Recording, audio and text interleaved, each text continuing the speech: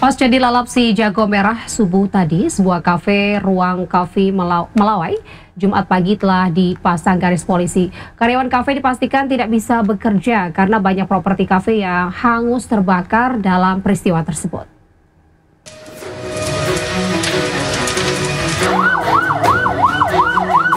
Kebakaran melalap kedai kopi di kawasan Melawai, Jakarta Selatan.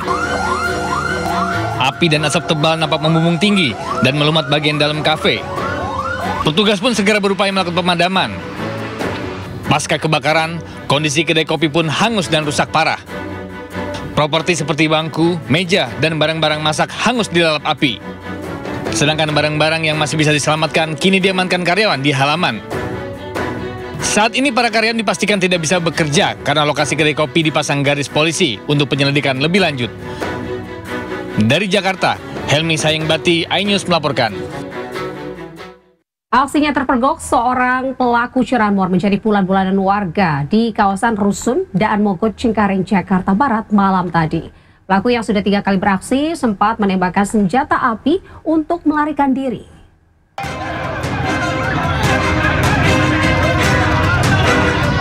Warga Rusun Daan Mogot, Cengkareng, Jakarta Barat menangkap pelaku pencurian sepeda motor yang tengah beraksi.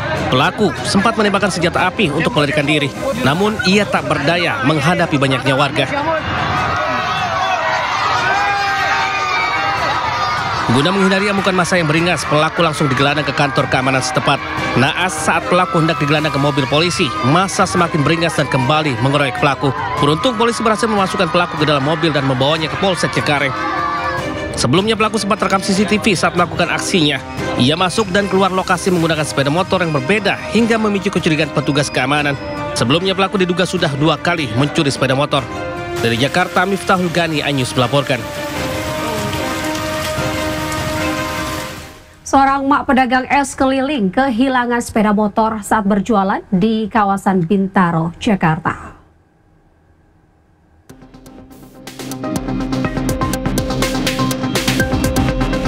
Dua orang komplotan curanmor membawa kabur motor milik seorang ibu pedagang es keliling di Jalan IKPN Gang Haji Marjuki, Bintaro, Pesanggerahan, Jakarta Selatan. Para pelaku dengan cepat membawa kabur motor saat pemiliknya sedang bersiap untuk berjualan. Mirisnya, motor yang hilang merupakan satu-satunya kendaraan yang digunakan pemiliknya untuk menyambung nafkah keluarga. Saat datang ke kantor polisi, korban justru mendapat kejutan. Ia mendapatkan ganti motor baru dari Kapolsek Pesanggerahan. Satu kaget, yang kedua bicara lagi ganggu di DM, di WhatsApp, nggak mau, di intinya. Sekali lagi terima kasih banyak Pak Dukun. Tadi beliau berpikir Kapolsek kepada warganya yang menderita, artinya yang kena musibah. Karena motor ini motor satu-satunya yang dipakai untuk mencari nafkah oleh ibu. Meski motor korban telah diganti, polisi tetap memburu pelaku. Dari Jakarta, Helmi Sayengbati, iNews melaporkan.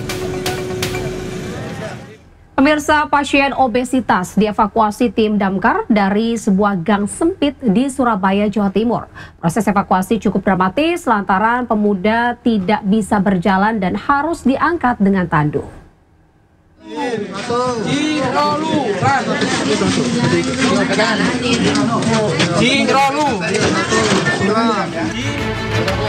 Seorang pria berusia 25 tahun dievakuasi tim damkar dari sebuah rumah kos di sebuah gang di Jalan Brawijaya, Wonokromo, Surabaya, Jawa Timur.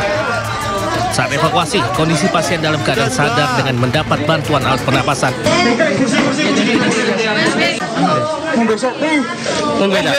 Namun, karena berat badannya sekitar 300 kg lebih dengan akses jalan yang sempit, petugas harus menggunakan alat bantu khusus serta alat pelindung diri.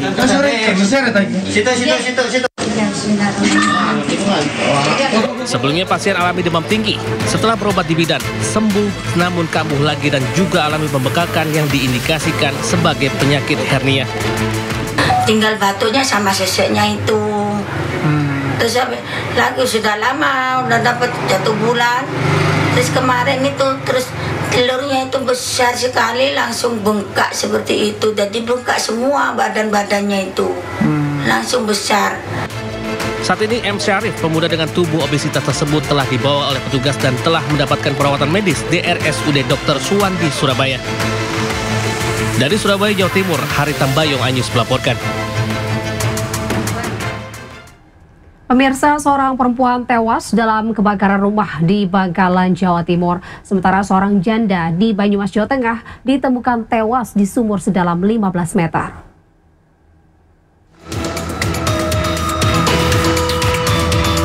Warga Desa Bator, Kecamatan Kelampis, Kabupaten Bangkalan, Jawa Timur dikagetkan kebakaran menghanguskan sebuah rumah.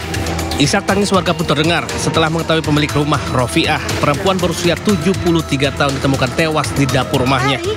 Dari keterangan warga sebelum kebakaran sempat terdengar dari dalam rumah diduga dari tabung gas LPG. Warga pun bergotong royong memadamkan api dengan peralatan seadanya bersama petugas Koramil dan Polsek setempat. Korban selama ini memang diketahui tinggal seorang diri di rumah tersebut. Sehingga saat kejadian tidak ada seorang pun yang dengan cepat menolong korban. Dari Bangkalan, Jawa Timur, Taufik Syahrawi Anyus melaporkan.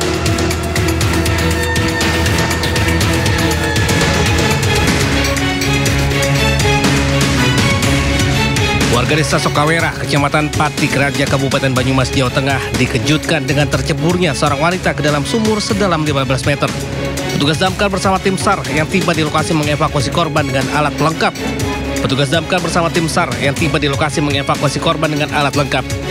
Proses evakuasi dilakukan secara hati-hati, pasalnya kondisi sumur yang sempit serta dalam.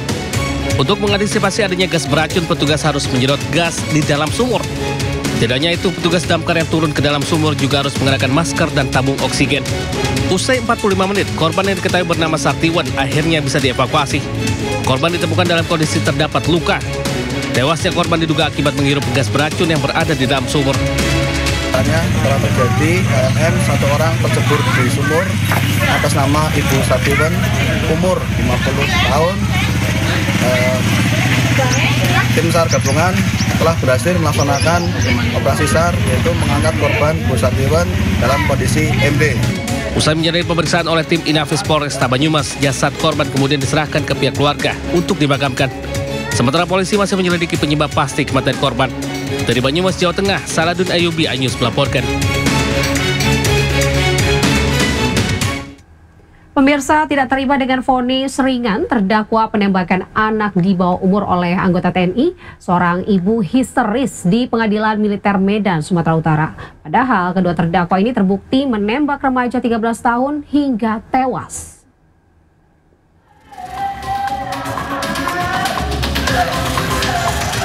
Seorang ibu, Fitriani, histeris di ruang sidang Pengadilan Militer Medan saat hakim memvonis hanya 2,5 tahun penjara terhadap dua anggota TNI Kodim 0204 yang terjerat penembakan remaja 13 tahun hingga tewas di Deli Serdang.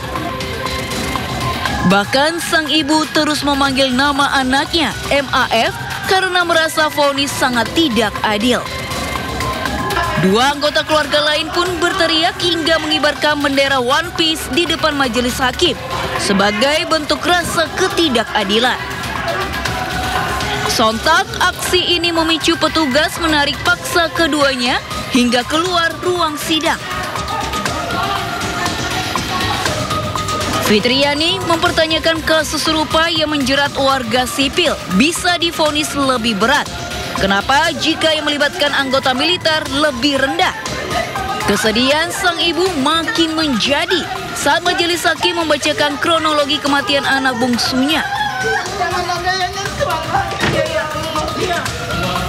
Majelis Hakim Pengadilan Militer Medan diketuai Letkol Junaidi Iskandar mengatakan terdakwa Serka Damen Huta Barat dan Serda Francisco Manalu terbukti sah dan meyakinkan melakukan tindak pidana kekerasan terhadap anak di bawah umur.